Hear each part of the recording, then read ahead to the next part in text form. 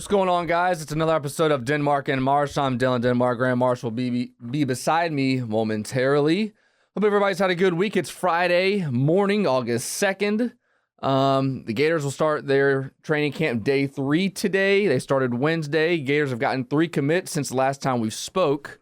Graham, it's good to see you finally in studio. We were in our multi-million-dollar virtual studio. I don't know when that was, Sunday. Dude, this has been a long week. I mean, training camp, high school started their training camp this week, so obviously that's big for me. Yeah. I don't think I've stopped, from the time I wake up to the time I go to sleep, all week. Well, I think I told you last week that this time of year is my least favorite time of year. Just because of work? Work, yes, but it's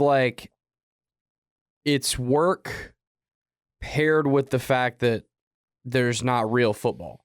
Like during the season, look, we work in sports. I don't want to complain. We could be doing a lot worse things than we have. Yeah. I used to work at a warehouse. This is much better. Yeah, but what I don't like about August, late July, and then basically all of August, is you have all the work of a football season without the reward of getting to watch football. Or the storylines that come with it. Right. That's the main thing that we need. And it's not even a need, because for me, I mean, I never feel like I have an issue talking about football. I get, obviously once we have relevant things that are happening, there's more to talk about. I get that.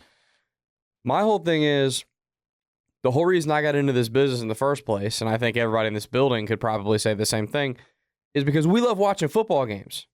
Football games that count, right? Like during the season, it's still a lot of work. But when I'm looking forward to, when it's Miami week, and I know that we're going to have the Miami game on Saturday, to go down to Gainesville and watch, that's exciting. So, the work that leads up to it, I'm excited to do. Does that make sense? Oh, yeah, 100%. Yeah. Versus right now, it's you put in the same amount of work to cover a throw on air from DJ Lagwood to Aiden Mizell. Well, the only difference is, you have to, basically, right now, we have to work for the show. Once the games get here, there's no work. And it's everything is boom, boom, boom, boom, boom. Show takes care of itself. Right now, I was going to bring this up. The Jags camp, everybody's usually there at practice. Fans are there at practice, so it's not like you can hide anything, with formations. Not like the media can't say anything. With the Gators, I'm looking at Graham Hall and Jacob Runner, all these guys are a 12-minute media session today when we got there at the end of practice. It's what are you going to get with a guy pushing a sled or catching a ball? Right. College is a lot harder from that standpoint. I kind of wish the college was more like the pro when it came to camp. That way you could really get into hey, this guy's beating this guy one-on-one or so on and so forth. And we could actually, know who's actually what. Because right now it's I know the Gators have been in 3 days. I don't think they've been at pads yet. Maybe they have. I don't think so. I mean, it's not you can't get any intel on, who's really separating. I think the main people at Jags camp that complain about the lack of time that the media is allowed to film stuff haven't covered a lot of college practices. Yeah, college stuff, you can't do anything, man.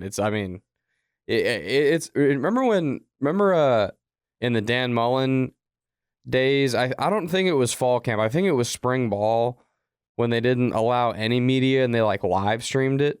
Do you remember that? No. I want to say in 2021. So the year after COVID? It was a whole weird thing, dude. Yeah, it was strange.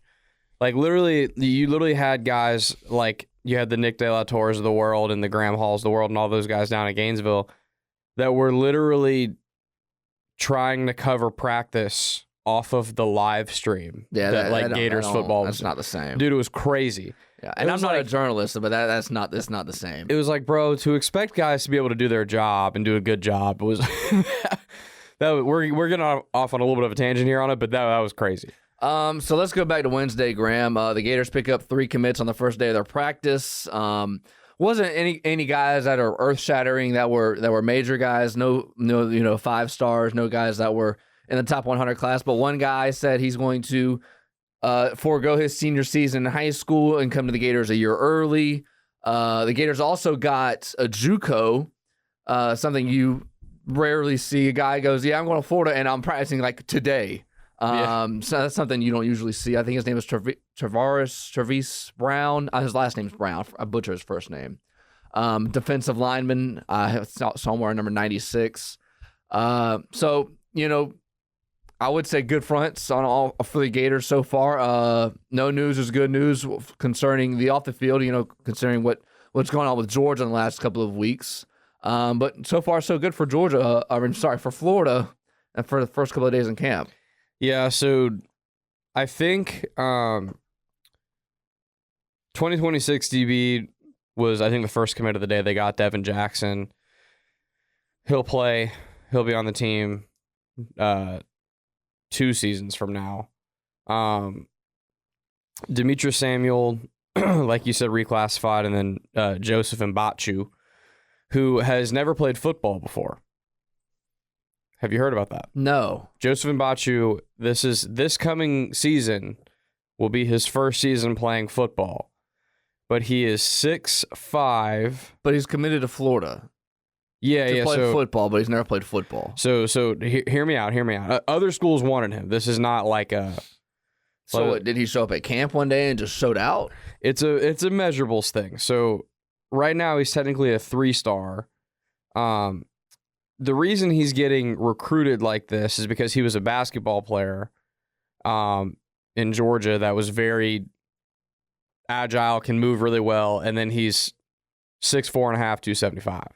Yeah, that's pretty good. So, and he's going to go to Grayson. I think he's transferring to Grayson High School. Grayson's a powerhouse in Georgia. Correct, and they breed defensive linemen. Defensive linemen's kind of their thing.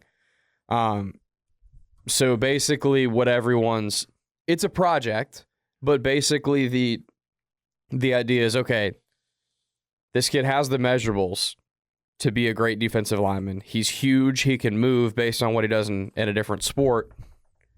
And he's still young enough to where you feel like you can mold an athlete like that, even though he hasn't played for a long time.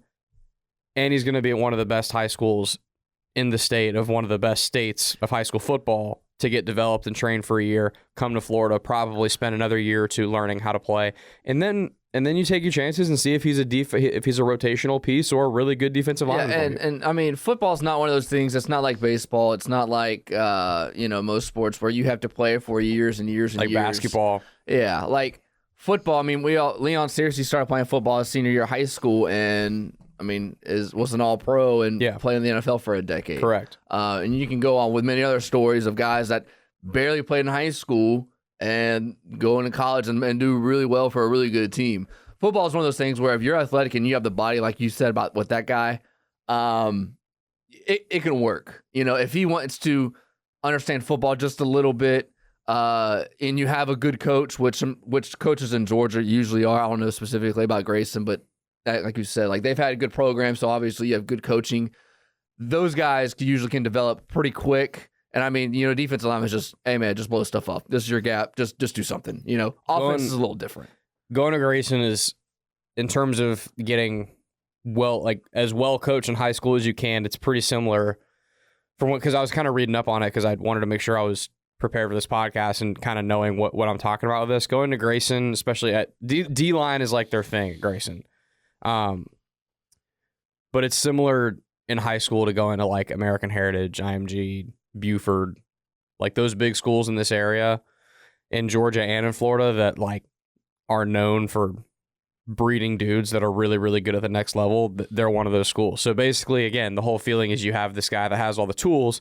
Let's coach him up. It's not dissimilar from, an NFL draft pick that maybe the college production wasn't there, but the measurables are. It's kind of a similar thing. Now, to transition this into the next phase of this conversation, this guy's a project, right? If we ever realize him competing and being a rotational piece on the defensive line for the Florida Gators, it's probably 3 years from now, right? He's going to play one season of high school. He's going to come to Florida. I would have to imagine that there's only a second year of playing. I'd have to imagine he's going to need a year to redshirt or at least not play a whole lot, playing your Sanford, your UTEP games. Right. Get in the strength and conditioning program, get his body to where they need him to be. And then probably the year after is when you could start expecting him to perform. Is the current coaching staff gonna be here? That's the question. I mean, that's the thing. You got a plan, but the plan means that you got to win right now.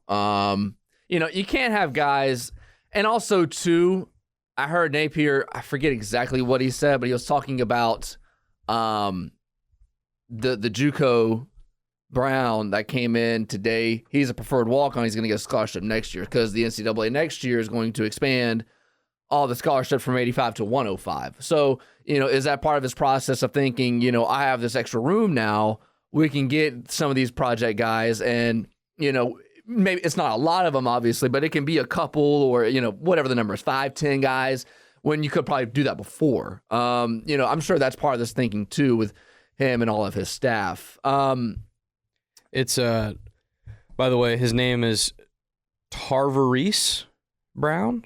I don't know. Sounds good to me. Tarvarise Brown. Juco guy, like you said. We've buried the lead here with him. 6'8", 290. It's pretty good measurable. That's a big boy. Yeah. Sorry to cut you off. And those Juco guys, they're so hit or miss. You never know what you get from them. There's a lot of guys in the NFL are from Juco. But tons of guys. But you just don't know what they're going to. It's one thing, being in the middle of Kansas, like we've seen with Last Chance U, where you're in the middle of nowhere and you got to perform, and it's like, all right, it's do or die. And you're usually the dude, or there's a couple of dudes, but it's not like you're at a D1 program. You go back to a D1 program, you have a lot more distractions. You got the parties, you got, your school is a lot harder at the University of Florida than it is, I'm sure at Hutch or Independence. So it's a wait and kind of see kind of thing. Juco was kind of the transfer portal before the transfer portal. And it's obviously different in more ways than one, like you just said. But I think but the reason I bring that up is I think Juco's kind of been forgotten about a little bit since the portal has been what it is, because, like you said, a lot of times portal guys, they might have gotten in some trouble. They might have had some grade issues. Like, there's probably a reason they went Juco versus a portal guy is simply just leaving the school he's at, and getting them to academically qualify and that kind of thing is typically easier. That said, there are still gems to be had out of Juco. And Billy Napier right now is not in a position to leave any stone unturned to find more production. Yeah, I wonder, just thinking about this, since with COVID and everybody can, play damn near 6-7 years of college football now, if the play in Juco has gotten a lot better in the last few years, because it's always been decent, because it's a trickle down effect. D1 guys have had a roster limitization, so then it goes down to the FCS and it goes D2 and it goes all the way down. And if you're a really good guy and you have a 2.3 GPA and you can't get in, you go to the Juco. I wonder if the Juco level has gone up. I guess that's a case and study we'll see, 3 years down the road, that, Juco in the year, 2024, 2023 was, exceptional because of XYZ. I don't have any evidence to back this up, though, but it feels like I hear less about Juco guys getting signed now to, like, big-time programs. And I think it's because... it does feel like that. But I think it's because of the portal. If I got a previous 4-star high school recruit and he was at Arizona State and he's considering coming to Florida, and I got one scholarship spot, and it's between him and a Juco guy, and the Juco guy, him academically qualifying is still going to be a struggle, and I don't know if a year from now he's going to keep his grades up to par or if he's going to stay out of trouble or whatever, versus the Arizona State guy can just come here and just play. I'm going to take the Arizona State guy. You know what I mean? This is what I was saying with the portal. I think the portal's kind of changed that. That said, I don't want to make it seem like literally every Juco guy is a problem kid. That's not the truth. But you get what I mean. And you look at this though, man. Like, if this kid is productive, man, Florida's going to have a good defensive line. All of a sudden, you start looking through their name. I like who they have on the D-line now. Yeah, you got to have depth. I don't care what program it is. You wonder why Georgia's been so good. It's because Trayvon Walker was the number 1 pick a couple years ago, and that dude didn't even play like 70% of the snaps. Yeah. I think it was like closer to 40. Because those guys just rotate, and when you stay fresh on the D-line, you always see the phrase, well, that guy all he does is sack the quarterback. Man, that sucks. Give me 8 of those guys, and we'll roll with them. Graham, now that we're in camp, is there anything that you are looking at for the Gators within the next 2 to 3 weeks, or is it kind of like campus camp, kind of, just going through the motions from your standpoint, obviously not them, and then once Miami gets here, then it's full speed ahead? I want to hear some intel when the pad. We said at the beginning, I don't think pads have come on yet. I want to hear some intelligence on how the trenches look on both sides. I want to hear pads are popping. I want to hear there's maybe a skirmish or two. I want the trenches to get after it, because they're come 8:31, particularly the offensive line is the main section of the team I'm most concerned about. I think Florida is better skill position-wise, in my opinion, than Miami when you factor in backs, receivers, tight ends, and then DBs on the other side. Guys got to cover them. I like Florida. Cam Ward, Graham Mertz. We'll have to see what Cam Ward looks like in a Miami uniform. But I think Mertz being a returning starter, being at home, I think even if you give Cam Ward the edge there, I think those factors elevate Mertz in that game and even that out. The trenches are where I think Miami has a pretty significant advantage right now. At least, particularly, I think their offensive line is better than Florida's offensive line. So in camp, that's the number one thing I want to hear about is how is the line coming together? How are they attacking each day in pads? Are they getting after people? Are they putting people on their butt? That kind of thing. Yeah, other than what you just said, I would say the defense, like we always spoke on last show, defense has been bad the last couple of years. You're not going to be giving up 30-plus points to half these teams, and you're not going to beat them. So the DBs, are they on the same page? The linebacking core, that's probably the one thing that I would probably say I'm most excited about. Shamar James, Grayson Howard, Wingo, and does somebody else emerge from that group? Because Grayson Howard was a phenom. Wasn't a phenom. He was really, really good coming out of high school, and Florida thought that they were going to get him. Ends up going to South Carolina. Now he's at Florida. I know somebody that coached him in high school. He, speaks very highly of him. I think Grayson Howard, if he does what he's supposed to do, and I think he'll have a really good season. I think he can be one of the best linebackers in the SEC. Not the SEC. Preseason poll came out the other day. Did you see that list? No. Do you want to guess where Florida was ranked? Preseason team rankings? Yeah. The AP top 25 came out. Florida was, with the addition of Texas and Oklahoma. This is the whole country, by the way. So you're saying where are they ranked in the country? Yeah. The whole. Okay, sorry. I thought you were saying SEC. Yeah, I'm sorry. Okay. They are ranked 40th. 38. 38. Okay. So you're pretty close. Not bad. I'm not one of those people that expected. I was always of the opinion that AP preseason polls didn't matter, but it's just something to talk about. The reason why the NFL rules the world is because you have the Super Bowl in February. In March, every month you have something different, whether it's the combine, the draft, camp, free agency.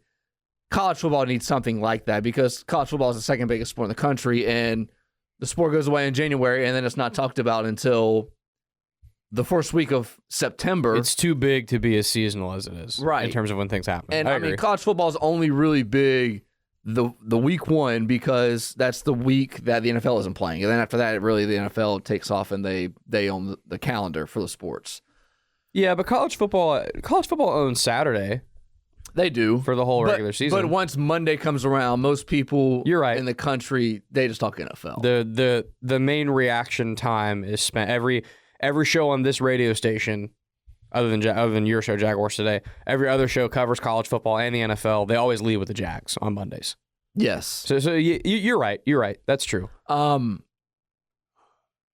of that is it's a bigger deal, and part of it is it's more fresh because it was Sunday. Correct. Yeah, it just happened. FSU's expected to win the ACC. No surprise there. It's going to be between Florida State, Clemson, and Miami. I can't buy Miami. I just can't. Cristobal, I don't think he'll be bad in bad games, which the two big games are Florida and Florida State. Last year, you lose to Georgia Tech. The year before, you lost to Middle Tennessee. You can't have those kind of games. By Middle Tennessee. Right. Got, destroyed. Yes, you should. Yeah. In the fourth quarter, too. Yeah. Those are the games that worry me. The games that Miami should win, they somehow lose. Correct. I still think Florida State should be the conference champion in the ACC. I think they will be too. I trust Mike Norvell to win the games he should more than Mario Cristobal. Both of those schools, when you look at their schedule, it comes down to 2 or 3 big games. Florida State's got a little bit of a harder schedule than Miami does. They've got a decently hard schedule, and Miami does not. Miami, when you look at their schedule, you say, okay, it comes down to Florida State. Like you just said, it comes down to 2 games. And then Florida State, it comes down to Florida State, Miami, Clemson. I think I'm missing somebody. Like NC State could maybe get them, like that kind of thing. SMU could. I heard Chuck Oliver talking about this the other day because the way their schedule is, they went 9-3 last year, lost 3 games out of conference to Power 5 teams. That's your surprise. So if you want to, put and that game is at SMU. Oh. It's in Dallas, so that matters. But I trust Mike Norvell to show up to those games, do what they're supposed to do, and win more than I trust Mario. I mean, I could almost pencil it in almost for sure that a Mario Cristobal program and a Miami program is going to figure out a way to drop one to Duke or drop one to Syracuse. Yeah, right. Something like that. Yeah, they're going to have a head scratcher or two. That's a tale as old as time. Graham, let's end on this. 5 minutes left. So the kickoff rule happened in the NFL yesterday. So college football, I looked at it this morning. Kentucky, I think, had the only guy in the SEC that ran multiple kicks back. The dude ran 3 touchdowns back. I think there was 25 guys that ran a touchdown back. Granted, it's 130 teams, so it's going to happen. College, some teams obviously spend more time than others, and sometimes you get a touchdown. If college football were to change the kickoff rule, we can't do what this NFL's doing. We can't go to where there's a drop area and everybody's on the line. And it's too gimmick. It's not that it's weird. I don't care about it being weird. Like, if it's going to evolve to this, just put the ball at the 25 on this roll.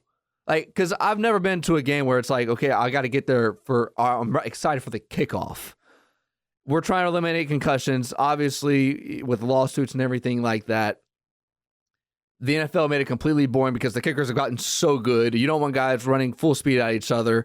And I know it was vanilla. Nobody's going to show anything. I don't think anybody's going to show anything until week 7, week 8, until, games start to really matter and the pressure starts mounting up for guys that are losing games. Show anything in terms of fakes? Right, and reverses and throwbacks and stuff like that.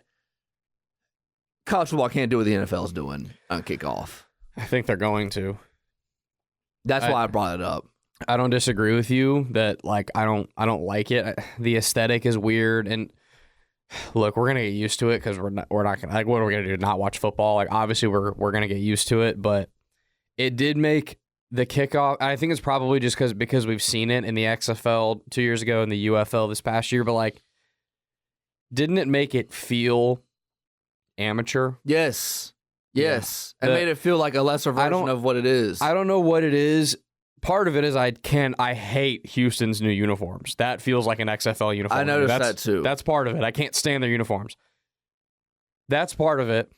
And I think the big thing is them highlighting the box just feels odd. I can't explain it. It felt like it was Madden. Yeah. A little bit. Yeah. It feels like a video game. It feels like, because the XFL, and I keep saying the XFL from 2 years ago, the UFL from this past year. I don't think nobody's going to care about that. No one cares. But they're kind of, and this is good, as they should be. They're the spring football, amateur league, whatever. They're not amateur, but you get semi-pro.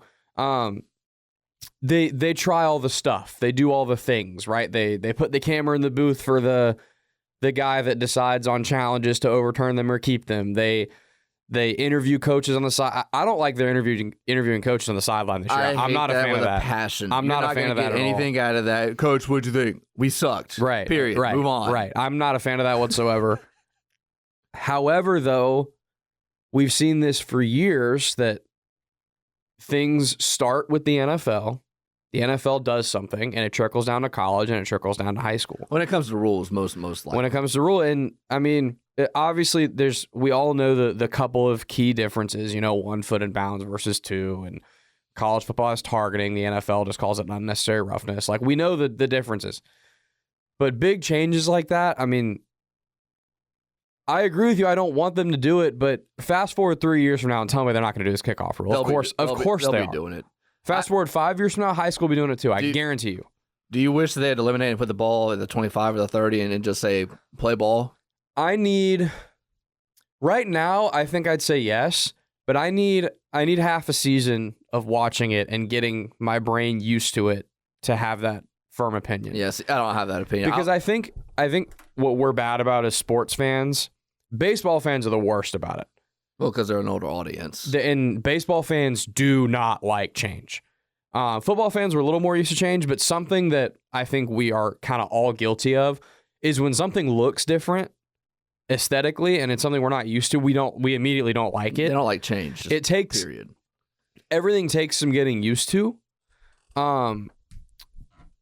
But I'll say this. If it's like midway through the season, NFL season, and nearly every week I've seen a kickoff return for a touchdown and things are more exciting, I'm probably going to like this new rule. Because I've always loved kickoffs. Right. I don't think that's going to happen, though. I think it's going to be the same average return. It's going to be to the 25, occasionally to the 30. 1 out of every 30 on average is going to get to the 40 to 50 maybe. And I think that's going to be it. I was thinking about this in the UFL this past year when they did this kickoff rule. I think only one return went for a touchdown. I'm pretty sure. I'll have to look through that, but I remember a smaller sample size because I think there's like 8 teams. Yeah, I think. Yeah. But again, I think this argument for us, it's not, you and I are not arguing, but this debate is kind of moot because I'm telling you right now, they're going to do it. Yeah, I just don't see, like you said, you're going to wait half a season. Like, I saw it first. I watched the game, had it on my phone. I was like, yeah, this is done. This gimmick, and click. I was like, that's my opinion. And in my opinion, it's not going to change. Probably, it's going to take a lot of, like, exciting plays, like 5 or 6, which I don't think are going to happen, for me to change my opinion. But are you I've never asked you this, but you don't strike me as this type of guy. Are you a big special teams guy anyways? Like watching it? Like some guys when they watch football love fake field goals, love a kicker that can boot it from 60, love kickoff returns, fakes, reverses, fake punts, like the kind of craziness that comes along with special teams. I've known you for a long time, watched a lot of football games with you. You don't strike me as if it was just offense, defense deciding every game and special teams was merely a formality, I think you'd be cool with that, right? Not exactly. I mean, I care about special teams. I mean, you're asking more of as a high school coach. Like I spend a lot of time with special teams. Like a lot of games are won or lost on special teams. If you don't spend the time on it, it's just the kickoff where it's like, we all know about the concussions and we all know where it's going toward. I just don't like if for the pure entertainment of the game, I'd rather just put the ball at 25 punt return. Like hang in there. The mascot almost fell over for our audio listening audience. I forgot. I just lost my train of thought with the kickoff. It's just not entertaining. Like I look at it as like, my first thought was, okay, what kind of players are you going to use on this new kickoff for the NFL? Like, are you going to use more receivers? Are you going to use more linebackers? Because it used to be you're throwing a D lineman or do you throw offensive linemen? Like, that's where my mind is. It's not so much for the entertainment. For watching games, I do watch it, but it's not something I'm going to talk about on the air because nobody really cares about it. Like, I know a punter is valuable if he's able to hit spots, get inside the 20, getting hang time, having a gunner, go downfield, that a lot of fans don't care about. I care about it and I watch it. I just don't talk about it. I know you know it's important. My question is, do you like it? Like, do you like when special teams decides games? Yeah, 100%. Okay. So, see, I do too, which is causing me to want to give this kickoff thing a chance. Okay. But I'm with you right now. When it pops up on the screen, I don't like it. It's weird to me. It's weird. My brain and my eyes are not enjoying what they're seeing right now. It's going to take some getting used to. Maybe if they could just take away highlighting the box. I don't know what highlighting the box bothers me for some weird reason. And that might be just an ESPN thing. It might not be that way on CBS or Fox. If you're watching on YouTube or anything right now, like, comment if that bothers you, because I don't know if that's just us being weird or if that's like a thing for other people. Because I mean, we've watched the line of scrimmage and the first down lines for forever, and that doesn't bother anybody. But I wonder if we also grew up with that too. We did. So that's part of my question is I wonder if when that first came out, if people were like, I don't like this. I don't think people like.